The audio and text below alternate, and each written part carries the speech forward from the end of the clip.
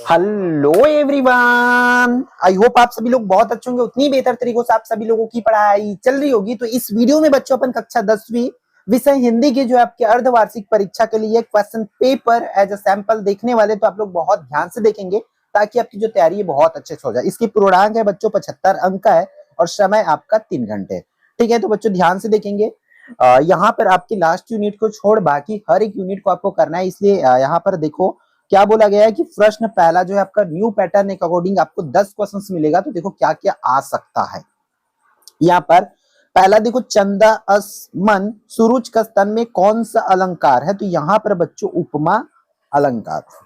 Clear है क्या बच्चों? फिर दूसरा यहाँ पर क्या बोला जा रहा है कि कल कल करने वाली नदी को कहते हैं? तो यहाँ पर कल्लोलिनी कहा जाता है, तो ये इसकी आंसर हो जाएगा।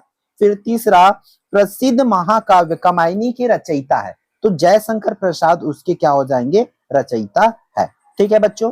फिर यहाँ पर क्या बोला जा रहा है कि वी नारायण सिंह जी को सन 1857 में किस दिन फांसी दी गई थी? तो इसकी करेक्ट आंसर क्या हो जाएगी? 10 दिसंबर हो जाएगा।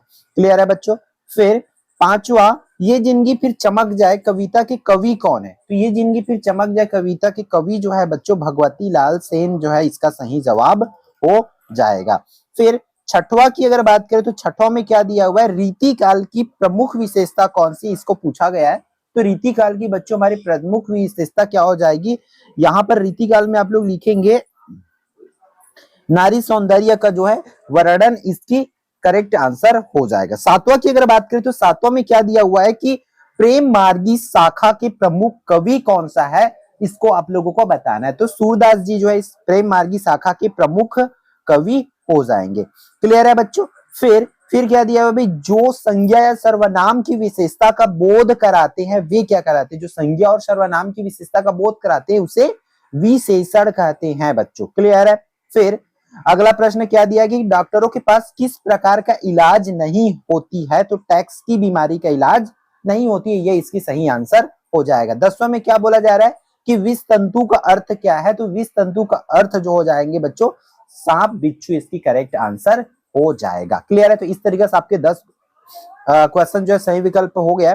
फिर यहाँ पर आपके 5 नंबर के लिए क्या पूछा जाएगा? प्रश्न पहला का ही खंड ब जो है बच्चों क्या दिया हुआ है आप लोगों का कि एक शब्द में उत्तर लिखना है, अति लघु उत्तरीय प्रश्न है, इसको मान लीजिए भाई। यहाँ पर क्या दिया हुआ है? नए घर में पूजा पाठ करना क्या कहलाता है? इस चीज को पूछा जा रहा है। फिर हमें क्या बोला जा रहा है कि घीसा ने गुरु साहिबा को क्या भेंट दी थी? ये तो आपको पता है भाई, गुरु साहिबा को क्या भेंट दिए थे? तो गुरु साहिबा को भेंट में उन्होंने तरबूज दिए थे बच्चों, ये आपको पता है। ठीक है। तीसरा, दीपावली के अवसर पर यादव जाति द्वारा मनाया जाने वाला पर्व कौन सा है? ये पूछा जा रहा है। जो यादव लोग होते हैं दीपावली के समय कौन सा पर्व मनाते हैं? तो गोवर्धन पूजा, इसकी सही जवाब हो जाएगा। फिर चौथा, जीवनबद्ध श्रम शक्ति की इकाई कौन है बच्चों? तो मजदूर या मनुष्य यहाँ पर लिख सकते हो, मजदूर इज करेक्ट आंसर। फिर पांचवा, मैके और ससुराल के बीच की स्थिति को क्या कहा गया है? तो पातर पान, इस तरीका से यहाँ पर आ जाएगा बच्चों। क्लियर है बच्चों।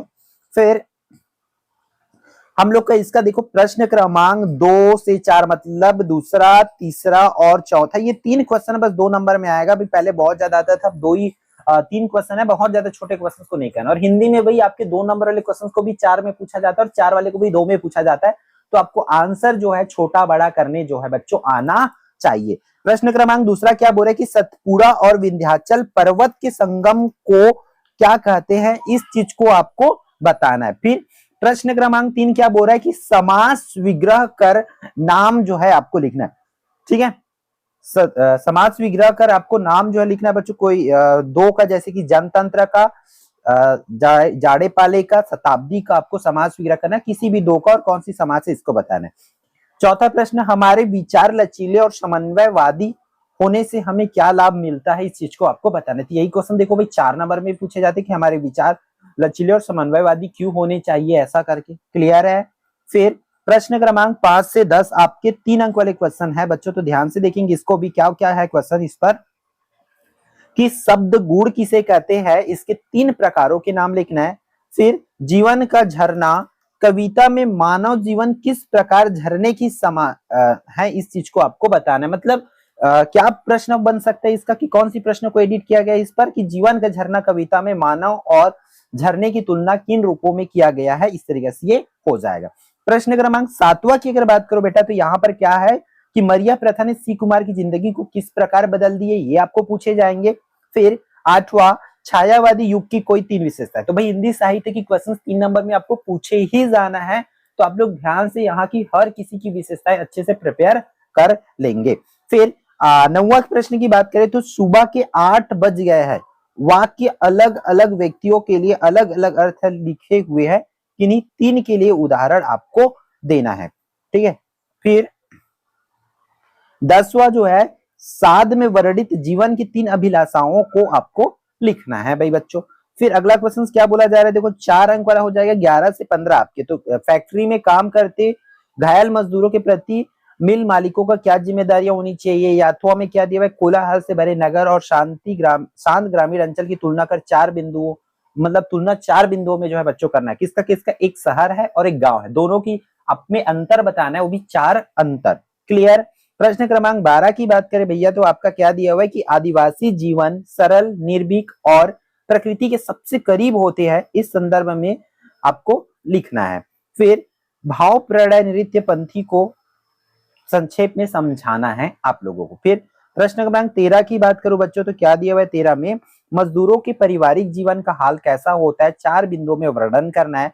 फिर इसमें क्या बोला जा रहा है कि सबका दुख जो है अलग अलग होता है, किन्हीं 4 दुखों का अनुभव आपने किए उसका वर्णन करना है, या जो किन्हीं 4 दुख के बारे में आपको बताना है भाई। फिर प्रश्न क्रमांक 14 भी देख लेते हैं एक बार, क्या दिया हुआ है कि पुरस्कार कहानी के आधार पर मधुलिका की चारित्रिक चित्रण करना है, कि मधुलिका किस प्रकार की लड़की थी उसको बताना है। फिर बांध, सड़क या अन्य सरकारी निर्माण कार्य से स्थानीय लोगों को होने वाली समस्याओं के 4 बिंदु में लिखना है। अगर बांध बनता है, सड़क बनता है ना, या कोई भी सरकारी निर्माण होता है तो वहां के लोकल लोगों को क्या प्रॉब्लम होती है, इस चीजों को बच्चों आप लोगों को यहाँ पर बताना है।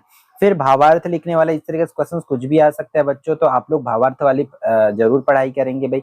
एक चीज याद रखेंगे कि एक क्वेश्चन पेपर में ऑल इंपोर्टेंट क्वेश्चंस को नहीं रखा जा सकता, इसलिए आपके लिए एक चीज है, निचोड़ की वीडियो चैनल पर डल गई है, कक्षा 10वीं निचोड़ बाई एकलव्य आरपीएस लिख करके देख सर्च कीजिए, हिंदी लिख देना भाई, जिस भी विषय का चाहिए वो लिख देना, आपको मिल जाएगा, ताकि आप एक ही जगह ऑल क्वेश्चन को प्रिपेयर कर सके। फिर 16 से 18 बच्चों ये क्या आपके 5 अंक वाले है, तो जिस पर देखो क्या क्या है भाई, और 17 पर क्या है 6 अंक है। अपने क्षेत्र में बिजली आपूर्ति की समस्या हेतु सहायक अभियंता विद्युत मंडल दुर्ग को शिकायत पत्र जो लिखना है, या पुस्तक खरीदने के लिए 500 रुपए की मनी ऑर्डर हेतु पिताजी को पत्र जो है आपको लिखना है। फिर इसमें निबंध है बच्चों, निबंध देख लो यहाँ पर भी इस तरीके से निबंध तो पूछे ही जाना है, जो कि मोस्ट इंपोर्टेंट निबंध है बच्चों, इसको ध्यान से कर ही लीजिए, ठीक है। आप एक निबंध लेके हिंदी में नहीं जा सकते, आपको कम से कम 3 से 4 निबंध करना पड़ेगा, 3 निबंध तो मान के चलो, हेडिंग अच्छे से होना चाहिए, रटना नहीं है आप लोगों को। फिर एक अपठित गद्यांश आना है बच्चों, तो अपठित गद्यांश के भी क्वेश्चन इस तरीके से आपको दिए जाएंगे। क्लियर है, इसमें से क्वेश्चंस जो भी दिया है उसको आपको प्रिपेयर कर लेना है, ठीक है बच्चों। तो इस वीडियो में इतना ही, फिर हम मिलते हैं आने वाली इंपॉर्टेंट वीडियो में। जय जोहार, जय छत्तीसगढ़।